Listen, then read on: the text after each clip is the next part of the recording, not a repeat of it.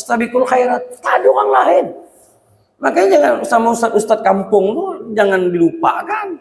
Ini bangku. Saya ustaz mengundang ustaz sana 30 juta, 40 juta, 50 juta. Sama ustaz kampungnya kering ustaz kampung tu dibuat. Tak ada ditoleh. Padahal nanti yang memandikan, yang mengkafankan, yang ini apa semuanya yaitu. Bukan tak boleh, boleh. Tapi jangan lupa kan guru-guru di kampung kita.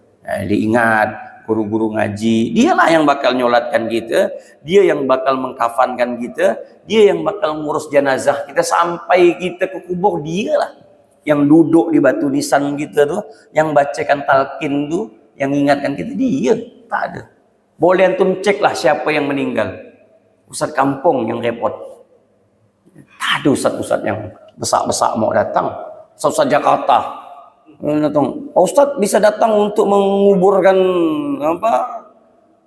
orang tua saya Pak Ustaz. Pak Ustaz dia bilang, tak ada ke Ustaz di sana? Kata dia. Tak ada ke Ustaz di sana. Korban lagi Ustaz di sini kan? Jadi bagi juga perhatian kita kepada ustaz-ustaz kampung.